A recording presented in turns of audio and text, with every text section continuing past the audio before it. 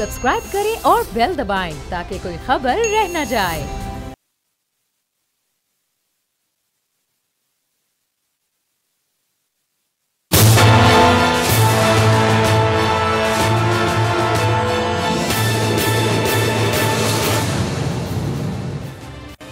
अस्सलाम वालेकुम। प्रोग्राम तज्जिया, मैं हूं लीना लिया। समी इब्राहिम, राना ताहिर मेरे साथ। एपीसी थी, अब ये जो एपीसी का चिराग है इसमें से रोशनी निकली या धुआं, आज के इस प्रोग्राम में हम ये डिस्कस करेंगे। जी समी साहब, ओवर टू यू।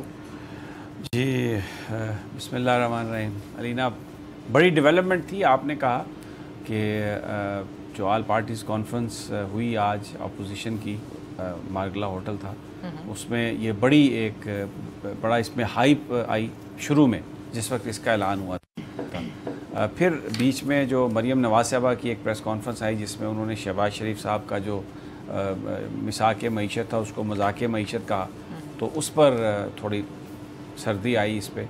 और लेकिन कल से बड़ा एक माहौल बना हुआ था। शहबाज साहब से भी मरियम साहबा की मुलाकात हुई, आज सुबह भी हुई, और फिर उसके बाद ये ऑल पार्टीज़ कॉन्फ्रेंस हुई। रात तक ये था कि शायद बिलावल भुट्टो भी आएंगे या नहीं आएंगे। फिर बिलावल ने कहा कि कल ही कह दिया था उन्होंने कि मैं ज़बान दी है मैंने और जवान आदमी हूँ तो मैं ज़रूर आऊँगा।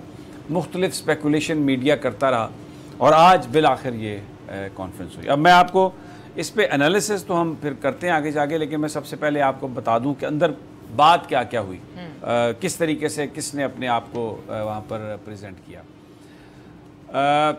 जो मुस्लिम लीग नून का जो डेलीगेशन था उसमें मरियम नवाज साहबा भी थी, उसमें मियाँ शहबाज शरीफ साहब भी थे।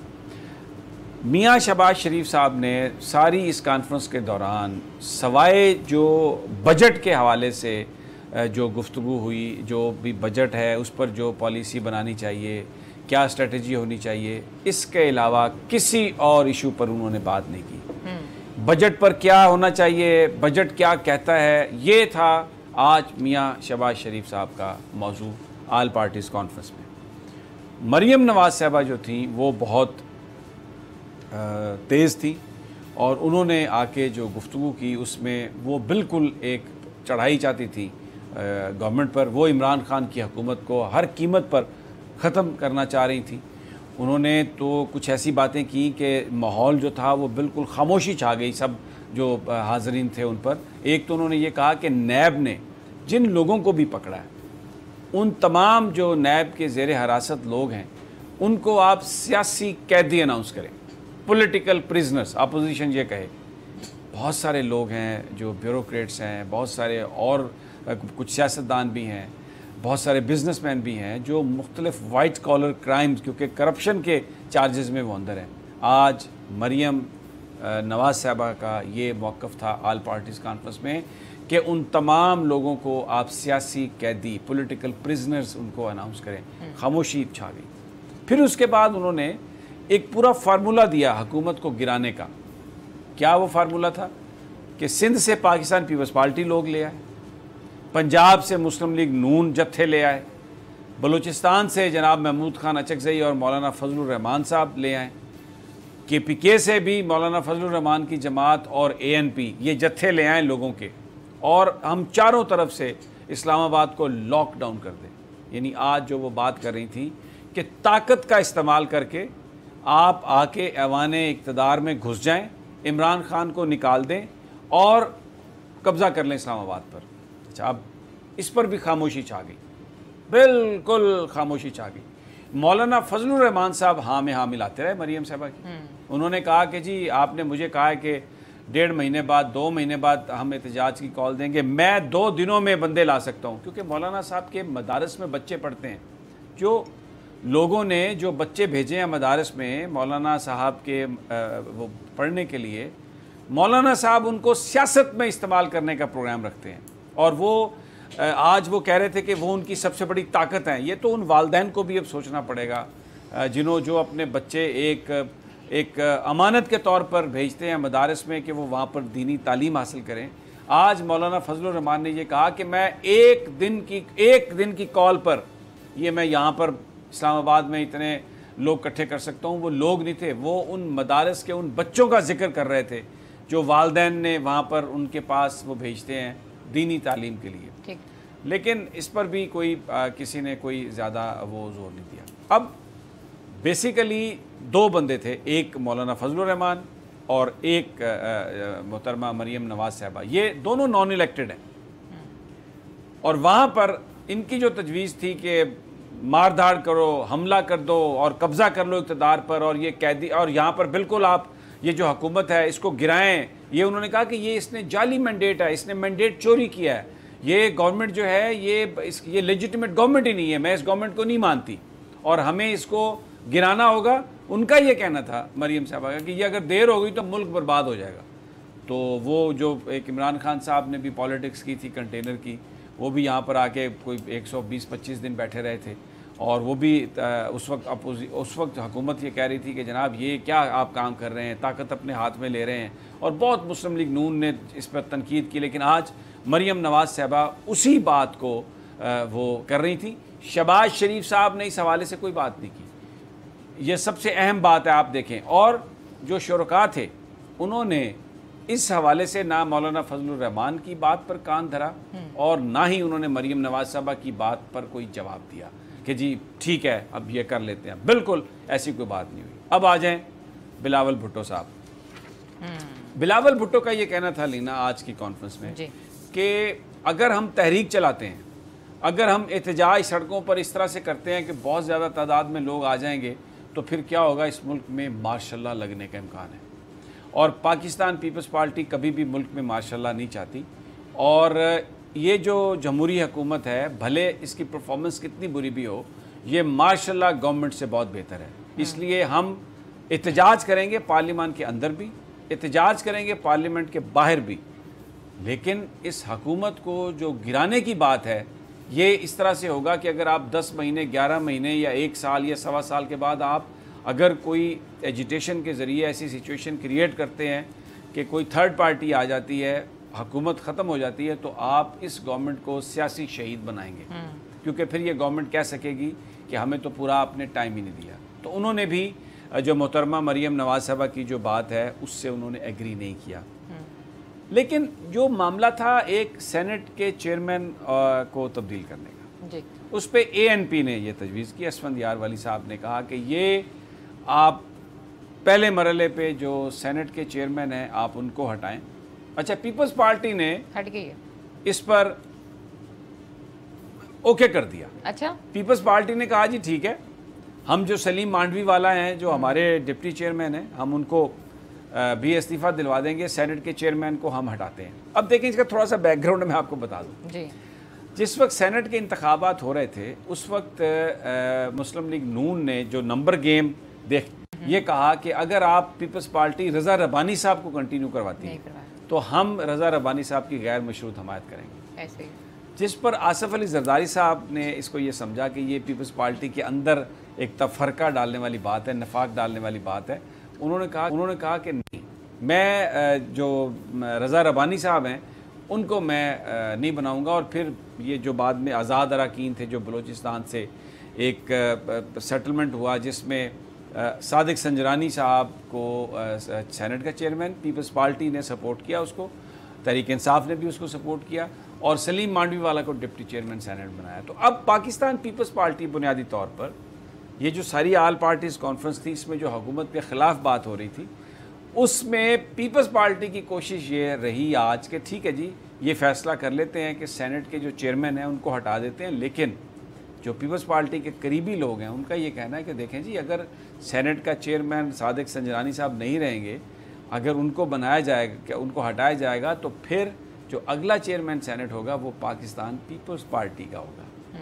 नून लीग के लोग ये कह रहे हैं कि जनाब अगर आप सादिक संजरानी को हटाते हैं तो अगला चेयरमैन नून लीग से होगा, क्योंकि नून लीग के सेनेटर्स की तादाद ज़्यादा है। अच्छा, यहीं पर बात ख़त्म नहीं होती।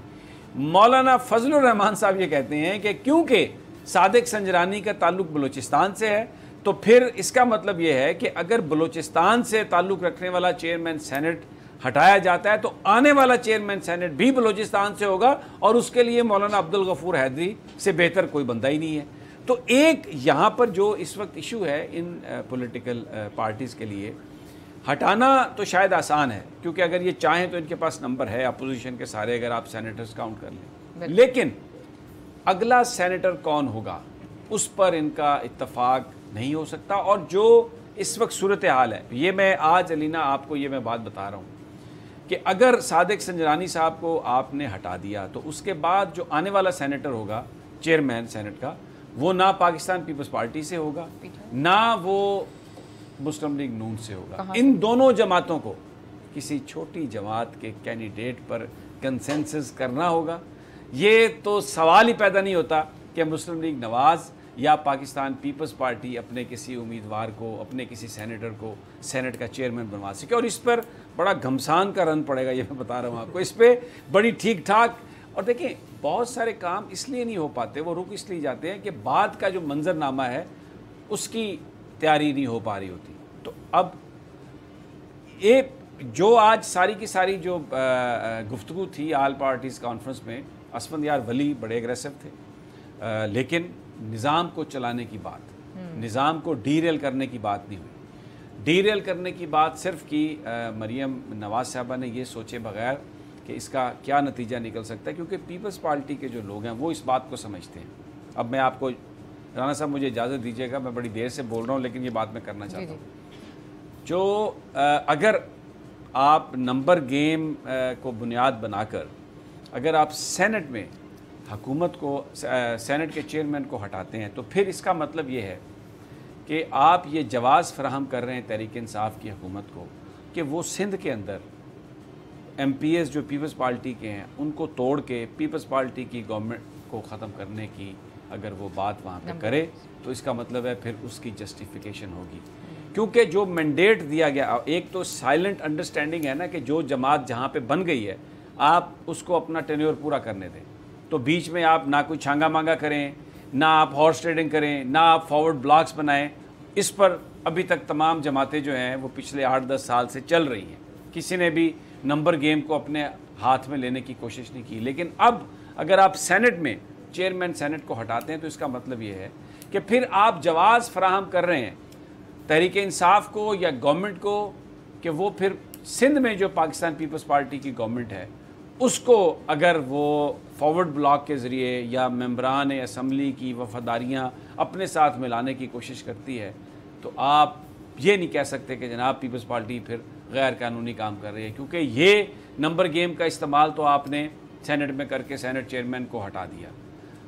तो पीपल्स पार्टी के जो बहुत सारे लोग हैं वो ये कहते हैं कि अगर तो सेनेट का चेयरमैन उनका आ जाए तो फिर तो चलें, वो ठीक है, इस हवाले से वो आगे जा सकते हैं, क्योंकि वो कॉन्फिडेंट हैं कि सिंध के अंदर उनका कोई इस तरह से फॉरवर्ड ब्लॉक नहीं बन सकेगा। हुकूमत के लोग तो और बातें करते हैं, और जो बहुत सारे हमारी MPs से बात होती है वो वहाँ पर जो GDA है, जो पीर पगाड़ा साहब हैं, जो दही इलाके हैं सिंध के, उसके अंदर जिस तरीके से मामला चल रहे हैं, वो तो ये कहते हैं कि अगर आज ग्रीन सिग्नल हुकूमत का मिले तो पीपल्स पार्टी के अंदर एक बड़ा फॉरवर्ड ब्लॉक सिंध में वो बनाने के लिए तैयार हैं। लेकिन इसी वजह से ये चीज़ अभी तक रुकी हुई है, क्योंकि किसी दूसरी जमात ने ये काम नहीं किया। तो अगर सेनेट के चेयरमैन को हटाने के लिए अलीना ये नंबर गेम शुरू होती है तो उसके जो कॉन्सिक्वेंसेस हैं वो आपको सिंध में भी नज़र आएंगे। और दूसरी बात, फिर पंजाब में भी मुस्लिम लीग नून के अंदर एक बहुत बड़ा फॉरवर्ड ब्लॉक जो है वो बनने के लिए तैयार है। वो फिर तहरीक इंसाफ क्यों करेगी?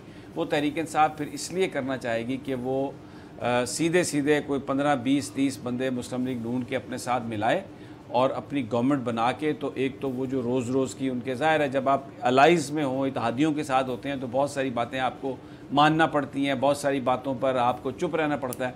तो फिर तहरीक इंसाफ जो है वो इस हवाले से भी बाहर निकल सकती है। तो तहरीक इंसाफ बड़ा कॉशियसली इसको देख रही है कि ये अपोजिशन क्या करती है, क्योंकि जो उनका मुस्तकबिल है। आप देखें, एजाज शाह साहब ने कहा था, जो वज़ीर खारजा अपना वज़ीर दाखिला हैं, उन्होंने कहा था कि मैं इन्हें सारे नहीं कसरा में कट देंगा, ज़रा तुसी देखिया जे, थोड़ा इंतज़ार करो। तो अब अगर इस वक्त रेटरिक में बहकर या जज्बात में आकर, या जो मरियम नवाज़ साहबा कह रही हैं उसको बुनियाद बनाकर ये अपोजिशन आगे बढ़ती है इस तरफ कि वो पहले सेनेट के चेयरमैन को तब्दील करने की कोशिश करती है, तो उसके जो पॉलिटिकल कॉन्सिक्वेंसेस हैं वो आपको सिंध में भी नज़र आएंगे, वो आपको पंजाब में भी नज़र आएंगे। बहुत सारे लोगों का ये ख्याल है कि एवेंचुअली अल्टीमेटली इसका जो बेनिफिशरी होंगे फिर वो तहरीक इंसाफ और इमरान खान ही होंगे, क्योंकि जो कुछ भी वो करेंगे उसकी बुनियाद वो यही होगी कि इन्होंने अपोजिशन ने पहले सेनेट में ये शुरू किया था। एक तो ये सारा ऑल पार्टीज, इस पर आप एनालिसिस भी कर सकते हैं। आप कोई सवाल करना चाह रहे हैं? लेकिन राणा साहब एक बात मैं ज़रूर कहूँगा, जब मेरी दोबारा बारी आएगी। सर अभी की बारी है सारे प्रोग्राम में, आप बोले, आप अगर और बोलना चाह रहे हैं बोले सर। मैं बिल्कुल नहीं बोलूँगा कि शहबाज साहब ने जो प्रेस कॉन्फ्रेंस मरियम साहबा की हुई उस पर क्या रिएक्ट किया, नवाज शरीफ साहब से उन्होंने क्या कहा, नवाज शरीफ साहब का क्या जवाब था, ये मैं थोड़ी देर बाद बताऊँ। अच्छा, 3 जमानतों की अपील वापस ले ली गई आसिफ अली जरदारी साहब की जानिब से। आज उन्हें आज की खबरें थी जिसमें ये था कि उनको 3 जो कमेटी थी उसका रुकन भी बना दिया गया। अब अगर ये चीज़ें दी जा रही हैं, ऐसी कैसी चीज़ें हो रही हैं, तो कल हमने एक खबर की थी कि हो सकता है कि वो पैसे दे दें और अपनी चीज़ों को मान लें। तो फिर वो जो सेनेट में आप तब्दीली की बात कर रहे हैं राणा साहब, मुझे नहीं लगता कि वो दूर दूर तक उसके कोई आसार नज़र आते हैं। अलीना देखें, गुजारिश ये है कि कल मैंने जो अर्ज़ किया था कि ये जो एपीसी है ये चंद लोगों को जो बुखार चढ़ा हुआ है हुकूमत गिराने का, उसमें इन्हें एपीसी खिलाई जाएगी, उसके बाद बुखार उतर जाएगा।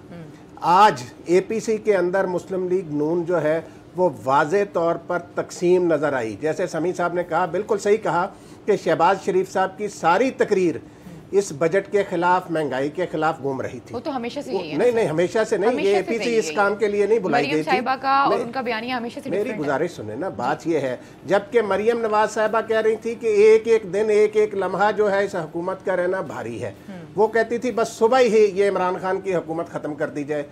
तो इससे एक बात तो साहब जब ये कहते हैं कि बजट पास नहीं होने देंगे तो उसका क्या मतलब है? नहीं, बजट पास होने, वो बात और कर रहे हैं। शहबाज मतलब क्या है? मेरी बात सुने, शहबाज शरीफ साहब ने मरियम नवाज साहिबा की पूरी तकरीर में से एक पॉइंट भी जो था उसको एंडोर्स नहीं किया वहां पे अपनी तकरीर में। एक बात ये याद रखें कि बजट पास नहीं होने जो मरियम शहबाज शरीफ साहब ने एंडोर्स नहीं किया, और जो मरियम साहबा कह रही थी ऑल पार्टीज कॉन्फ्रेंस के दूसरे शुरका ने भी उसको एंडोर्स नहीं किया। बिल्कुल सही कह रहे हैं आप, लेकिन कमेटी बन गई। बिलावल भुट्टो जो है ना, उसका रीजन था इस्तीफे नहीं देना चाह रहे साहब। आपने बात की ना, बिलावल भुट्टो ने 2 टोक अंदाज में कहा कि हम हुकूमत के खिलाफ और कोई ऐसी तहरीक जिससे ये, मैंने आपको बताया ना, जमानत की अपीलें वापस, जमानत की अपीलें वापस 3 कमेटियों के रुकन बना दिए गए हैं। आप क्या एक्सपेक्ट करते हैं कि क्या करेंगे बिलावल साहब? नहीं, अपीलें जो हैं वो गिरफ्तार है, जमानत की दरखास्तों का क्या बनना वहां पे, वो तो ऑलरेडी गिरफ्तार है। मैं आपको बताता हूँ, ये जो अलीना ने सवाल किया ना, शायद ये इस सारी डेवलपमेंट को समझ नहीं पाई। मैं आपको मिसाल देके बताता हूँ।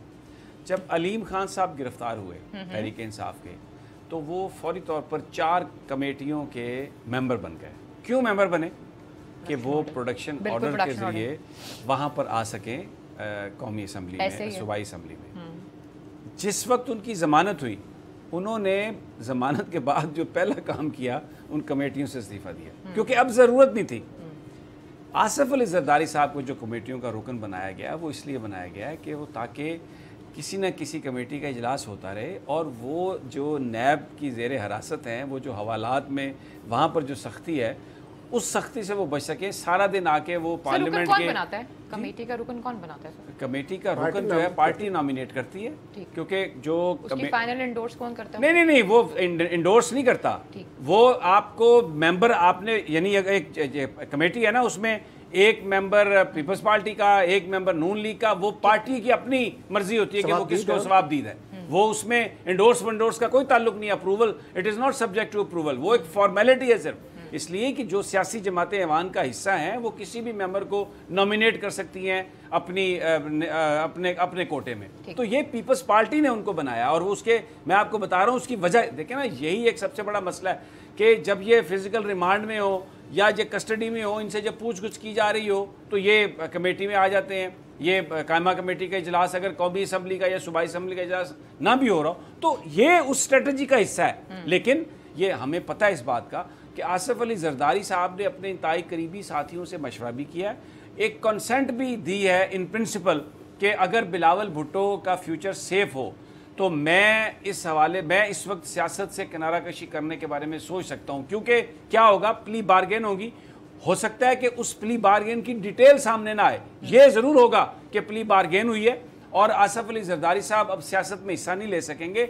लेकिन वो ये समझते हैं कि इसके एवेंचुअली जो बेनिफिशरीज हैं वो उसमें वो शामिल होंगे। क्योंकि अगर बिलावल पॉलिटिक्स करते हैं, सिंध में गवर्नमेंट है, कल किसी स्टेज पर वफाक में भी हिस्सा मिलता है, तो आसिफ अली जरदारी साहब भले पीछे बैठे हों, उनका बच्चा अगर या उनकी पार्टी अगर इस मकाम पर है तो उनको भी बेनिफिट मिलता है, और वो समझते हैं कि वो ही इज़ ऑलमोस्ट 60, उनकी सेहत भी ठीक नहीं है, तो वो पीछे बैठकर अगर सब कुछ देख सकें तो कोई उनका मजाक नहीं है। यही वो वजह है। देखें आज इस सिस्टम को क्यों कहा बिलावल ने कि हम बिल्कुल कोई ऐसा काम नहीं करेंगे कि जिससे मार्शल लॉ लग जाए। ये जो जमहूरी हुकूमत है, इसकी चाहे कितनी भी बुरी परफॉर्मेंस है, हम इसको मार्शल लॉ से बेहतर समझते हैं, इसलिए कि वो बहुत सारी चीज़ें चल रही हैं।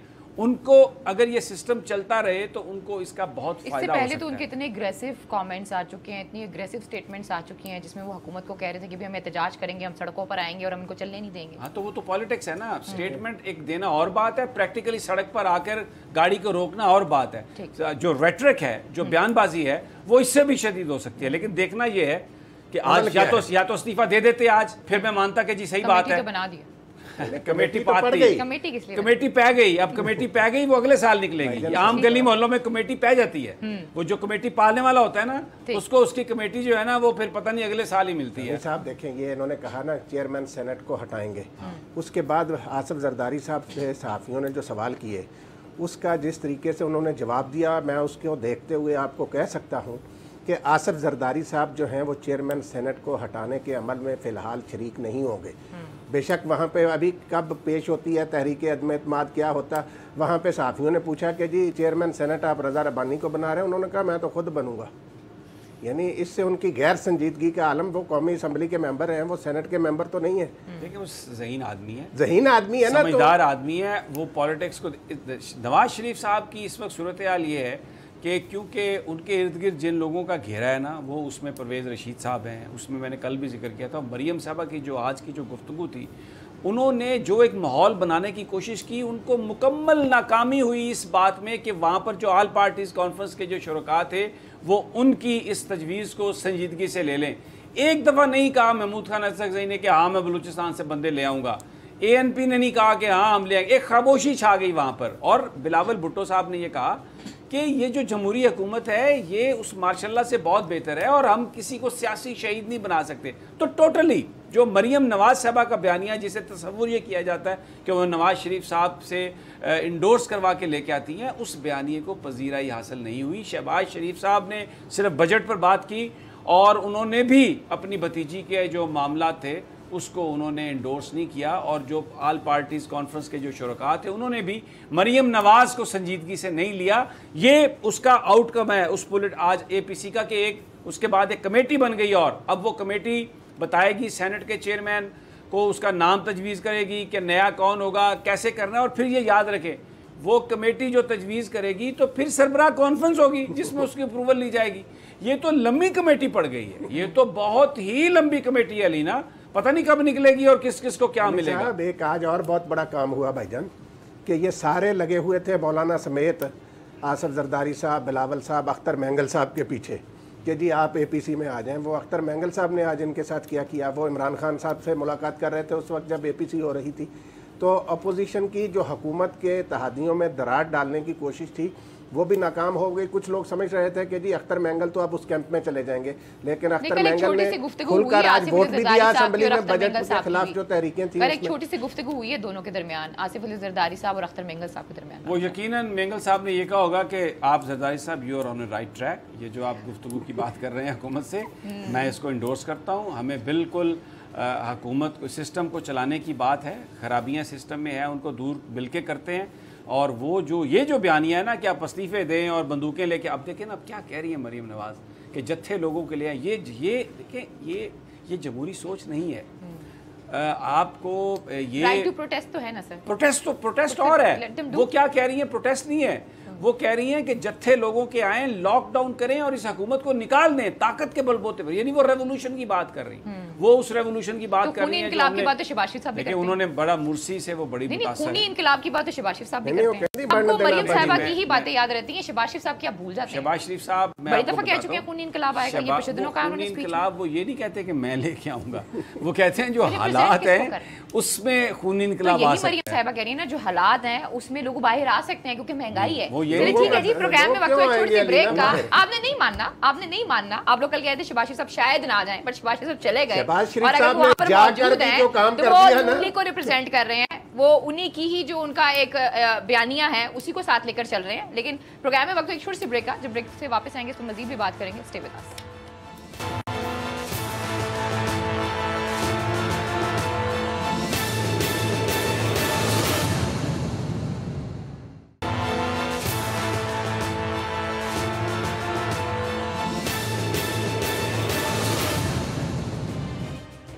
वेलकम बैक नाज़रीन, तो फिर आपको खुशामदीद कहते हैं। जी समी साहब, देखिए जो सियासी इस वक्त जो सूरत हाल है इसमें कोई शक नहीं कि हीट बढ़ी है।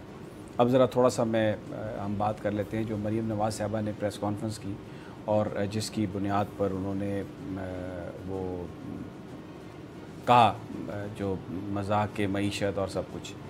शहबाज शरीफ साहब ने जो हमें ज़राए बता रहे हैं, नवाज़ शरीफ साहब से बड़ी इस हवाले से शदीद गिला किया और शदीद गम का इजहार किया। उन्होंने कहा कि वो तवक्को नहीं ये करते थे कि मरीम साहबा इस तरह प्रेस कॉन्फ्रेंस करेंगी और इस तरीके से उन्होंने जो अल्फाज इस्तेमाल किए और साथ ही ये भी ऑफ़र की शहबाज साहब ने कि देखें आप मेरे बड़े भाई हैं, आप पार्टी के कायद हैं, अगरचे सुप्रीम कोर्ट ने आपको नाअहल करार दिया लेकिन हम अभी भी आपको अपना कायद समझते हैं। अगर आप ये समझते हैं कि मैं पार्टी के लिए फ़ायदेमंद नहीं हूँ, अगर आप ये समझते हैं कि मेरी सोच जो है वो पार्टी उससे उसका सियासी फ़ायदा नहीं होता, तो मैं अपनी इस पोजीशन से दस्तबरदार होने के लिए तैयार हूँ और हमज़ा भी पंजाब असम्बली में अपनी पोजीशन को छोड़ने के लिए तैयार है।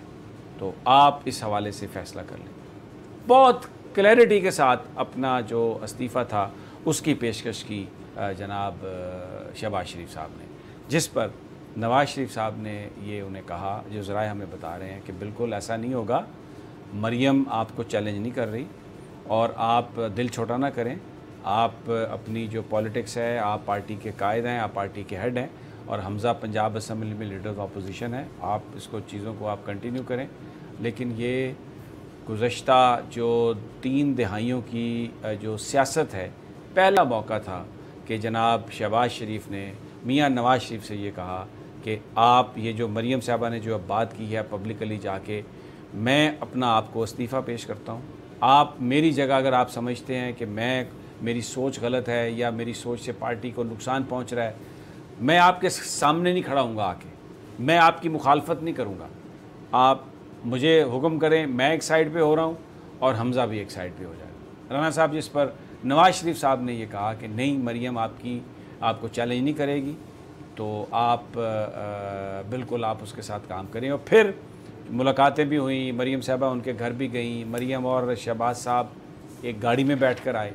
लेकिन APC में जैसे हमने पहले कहा, शहबाज साहब ने जो मरीम नवाज़ का जो बयानिया है उसके हवाले से कोई राय नहीं दी, उसको किसी तरह से भी इंडोर्स नहीं किया। राना साहब जी समी साहब, ये बिल्कुल आपने न देखें, ये बहुत बड़ी बात बताई है आपने कि शहबाज शरीफ साहब ने जो नवाज़ शरीफ साहब को गिला किया या अपने तहफ़्फ़ुज़ात से आगाह किया मरीम नवाज़ साहबा की प्रेस। देखें, इस पर बहुत सी चेमगोइयाँ भी हुई, टॉक शोज़ में भी लोगों ने गुफ्तगू की कि चचा भतीजी के दरमियान इख्तलाफात खुलकर सामने आ गए। तो शहबाज शरीफ साहब, आप देखें माजी में भी लोग कहते रहे, एक बात अपनी जगह पे है कि शहबाज शरीफ अपने बड़े भाई का बहुत एहतराम करते हैं और नवाज़ शरीफ साहब को उन्होंने कभी भी अकेले नहीं छोड़ा। तो ये यकीनन उन्होंने जो बात आपने कही, उन्होंने उनको कहा कि भाई अगर मेरी वजह से ये मामला ख़राब हो रहा है तो मैं साइड पे हो जाता हूँ, आप कर लें जिस तरीके से काम चलाना चाहते हैं। मेरी तो पूरी कोशिश ये है कि ये मामला ठीक हो। अब समी साहब, यानी कि आप कह रहे हैं कि मरीम नवाज साहबा इस तरह आती हैं, प्रेस कॉन्फ्रेंस करती हैं, इतनी बड़ी बात करके चले जाती हैं और उनके अब्बा हुजूर को पता भी नहीं है। नहीं, ये नहीं, अब्बा हुजूर को पता नहीं, लेकिन ये देखें नवाज शरीफ साहब ने उनको यही कहा, बात करते हुए नवाज शरीफ ने यही कहा कि भाई वो आपकी बेटी है, आपको चैलेंज नहीं कर सकती। आप पार्टी के, जैसे समी साहब ने बताया कि वो पार्टी के सदर हैं आप, लेकिन बात ये है कि अब बात यहाँ पर रुकेगी नहीं अलीना, ये बात अब आगे बढ़ेगी। और आज APC में जिस तरीके से देखें, लोग कहते हैं फेस रीडिंग करते हैं लोग। हाँ जी। मोहतरमा मरीम नवाज साहबा और जनाब शहबाज शरीफ साहब APC में जिस तरह गए, जिस तरीके से उनके आप चेहरों को पढ़ लें, उससे भी साफ नजर आ रहा है कि इनकी सोच में यकसानियत नहीं है। एक साथ में आया वो, और उसका इजहार जो इस तरीके से मर्जी आए, लेकिन ये ज़रूरत क्यों पड़ती है इस तरह आने की या करने की कि आज जिस तरीके से मरीम नवाज़ ने, मैं आपको बताऊं, मरीम नवाज़ साहबा तो ये तहिया करके गई थी कि अभी वहाँ से निकलेंगी तो ये डी चौक में या इधर उधर से कहीं जत्थे आना शुरू हो जाएंगे और यहाँ पे ना इमरान खान का घिराव और उसका इस्तीफा लेकर जाएंगे। मरीम नवाज साहबा तो एपीसी में, आप पूरी उनकी तकरीर तो देखें ना, मरीम नवाज साहबा ने क्या कहा वहाँ पे।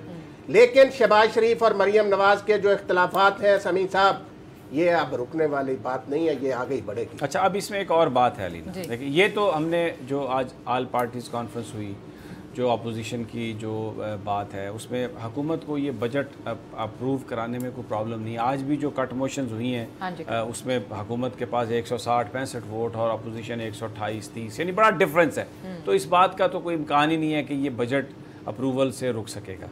लेकिन जो इस वक्त आम बंदे की हालत है सड़क पर, जिस तरह से आज डॉलर की फ़्लाइट है 163 रुपीज़ पर चला गया, बिल्कुल ऐसा। लेकिन ये गवर्नमेंट अगर इसको इन्वेस्टिगेट नहीं करती, गवर्नमेंट इसके बारे में बताती नहीं है कि ये कहाँ पे परवाज़ रुकेगी डॉलर की, और जो महंगाई है वो इतनी ज़्यादा बढ़ती जा रही है, तो फिर अपोजिशन चाहे जितनी मर्जी टूटी हुई है, लोग ये समझते हैं कि ये जो अपोजिशन के लोग हैं ये शोर इसलिए मचा रहे हैं कि ये एहतसाबी अमल को रुकवाना चाहते हैं। लेकिन जो लोगों के अपने मसाइल हैं, लोग उन मसाइल की वजह से सड़कों पर आएंगे। जो इस वक्त आप देखें ना, बजट में जो आपने जो मुलाजमीन हैं उनकी जो तनख्वाह बढ़ाई है उसकी रेशो देख लें, और जो आपने इस वक्त जो चीज़ों में महंगाई हुई है, जो डॉलर की प्राइस में अप एंड डाउन होने की वजह से मार्केट में चीज़ों को आग लगी है। आज गैस की प्राइस देखें फिर बढ़ा दी जिस तरह, तो ये वो उसमें कोई कंपैरिजन नहीं है।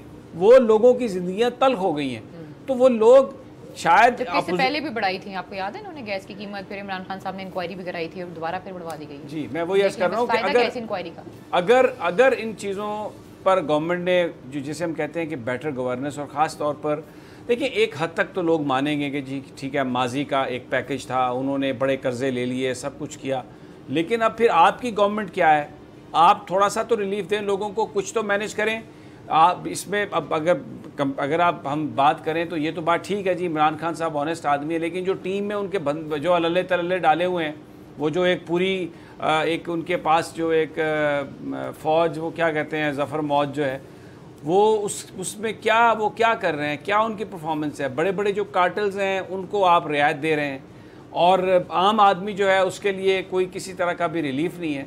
तो ये जो चीज़ें हैं राना साहब, ये इस हुकूमत को के लिए बड़ी प्रॉब्लमेटिक होगी, और लोगों का पेट जो है अगर वो खाली है और लोगों के चूल्हे जो हैं वो नहीं जल रहे, किसी के पास खाने के लिए कुछ नहीं है, तो फिर लोग सड़कों पर आ जाएंगे, लोग मारे पीटेंगे। ये जो आज इलामिया इन्होंने जारी किया है अपोजिशन ने, उस इलामिये में जो सारे मसाइल हैं, जो सारी गुफ्तगू है, वो पाकिस्तान के मारूजी हालात से मुताबिक है।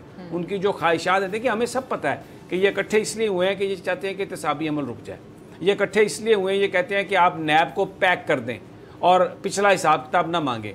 ये इकट्ठे इसलिए हुए हैं कि मरीम साहबा ये कहती हैं कि पनामा पेपर्स में जो उनके अब्बा जी को सज़ा हुई है वो ज़ीरो हो जाए और वो दोबारा गवर्नमेंट में आ जाएं, सिस्टम में आ जाएं। ये चाहते हैं यही, लेकिन इस्तेमाल कर रहे हैं अवाम का नाम। अवाम ने इनको अभी तक रिजेक्ट किया है, कहीं पर नहीं आए वो। लेकिन अगर हुकूमत ने तवज्जो नहीं दी अवामी मसाइल पर, और अगर इसी तरह ये जारी रहा कि जी हमें तो माजी में ये मिला था तो उसके ये असरात हैं, तो फिर मामला राना साहब ख़राब होगा। ये चीज़ें ठीक करने की ज़रूरत है। ये जो डॉलर की प्राइस इस तरह चल रही है, इसको रोकने की ज़रूरत है। ये ठीक नहीं है। आपने ठीक है IMF से तो आपने कॉन्ट्रैक्ट कर लिया एक $6.5 बिलियन का, लेकिन इसका ये मतलब नहीं कि आपने मुल्क को गिरवी रख दिया वहाँ पे। आपका काम है कि आप इसको संभालें। और अब वो जो स्टेट बैंक के जो चेयरमैन हैं, जो गवर्नर हैं, वो तो मिस्र में उन्होंने जो करेंसी की हालत की थी, तो इसका मतलब है पाकिस्तान में तो फिर वो करेंसी की हालत करने जा रहे हैं। एक दिन में $6 डॉलर ऊपर $7 का किसी को। अब हमने भी ठीक है अपोजिशन की बात की है कि एक महीने में 14% बढ़ा है, स्टॉक एक्सचेंज को चलाने के लिए भी आपने फंड बनाया हुआ है। लेकिन भाई बात ये है कि आप इसको देखना तो पड़ेगा ना राना साहब, कुछ ना कुछ तो करना पड़ेगा। अगर आप हाथ पे हाथ धर के बैठे हैं, हाथ धरे बैठे हैं और आप ये बयान कर रहे हैं जी माजी में हमें ये मिला, माजी में हमें ये मिला, भाई ऐसे लोग नहीं बाज आएंगे। ये तो बड़ा मसला हो जाएगा राना साहब। समीर साहब आप बिल्कुल सही कह रहे हैं कि आवाम को महंगाई से शदीद परेशानी का सामना है। और इमरान खान, वज़ीर आज़म इमरान खान, देखें इस हुकूमत में एक ही बंदा है जिसका नाम इमरान खान है, और वो एक बिलाशुबा एक ईमानदार आदमी है, और वो तब्दीली लाना चाहते हैं, आवाम के हालत भी बेहतर बनाना चाहते हैं। लेकिन समी साहब बात यह है कि एक तो जिस बात का वो नारा लगाकर इक़्तिदार में आए हैं एहतसाब का, एहतसाब बिला इम्तियाज़ होता हुआ नज़र आना चाहिए। इमरान खान बड़ी अच्छी बात करते हैं कि मैं एनआरओ नहीं दूंगा, तो इमरान खान साहब जो आपकी काबीना में लोग करप्शन के मुकदमात में मुलव्वस हैं, आप उनको भी निकाल दें तो लोग आपको ज़्यादा बड़ा हीरो मानेंगे। और अगर ये असम्बली से कभी आपको वोट नहीं भी मिलते, आप इस असम्बली को भी तोड़ दें, अवाम तब भी वोट ज़्यादा देंगे, लेकिन एहतसाब बिला इम्तियाज़ हो। अख्तर मेंगल साहब को लेकर आए हैं, जिस तरीके से वो चाहते हैं कि बजट पास हो जाए, आपको लगता है असम्बली टूटेगी? राना साहब कैसी बातें करते हैं? असम्बली तो एक ना एक दिन ये टूटनी है अलीना। इमरान खान जो है ना वो इस कौम की ज़रूरत है। इमरान खान जो है वो अवाम के पास जाएंगे जब अवाम को हकायक से आगाह करेंगे, लेकिन इसके लिए जरूरी है हाल हो जाएगा कि अपनी काबीना में जो लोग जिन पर करप्शन के इल्जामात हैं उनको भी निकाल बाहर करें। जी समी साहब, देखिए, बात करप्शन के इल्ज़ाम में लोगों को बाहर निकालना एक और बात है, उसका ताल्लुक एहतसाबी अमल से है, वो ठीक है।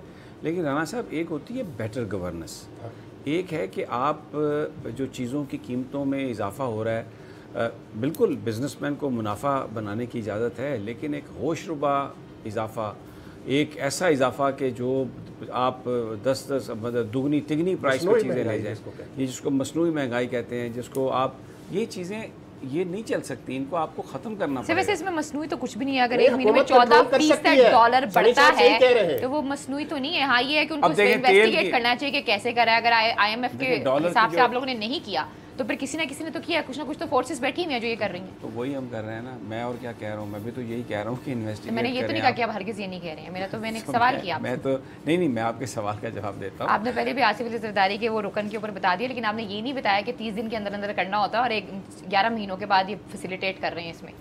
जी ठीक है, डेफिनेटली। लेकिन मैं जो बात आपसे अर्ज़ कर रहा हूँ, मैं सिंपल ये बात कह रहा हूँ कि गुड गवर्नेंस के लिए आपको, अगर किसी की परफॉर्मेंस ठीक नहीं है तो आप बिल्कुल उसमें ताख़ीर ना करें, आप उसको तब्दील करें। और जो परफॉर्मेंस बेस्ड आपने कहा था, उसमें देखें, उससे पूछें जो कोई महंगाई कंट्रोल करने का जिम्मेदार था। अगर वो कोई जिम्मेदार आपने नहीं बनाया तो अभी आप उसको जिम्मेदार बना दें।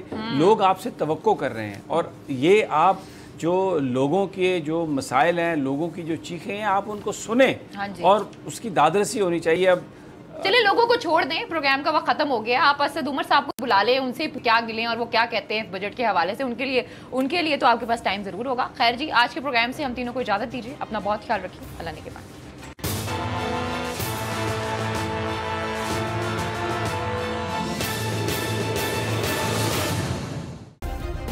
सब्सक्राइब करें और बेल दबाएं ताकि कोई खबर रह न जाए।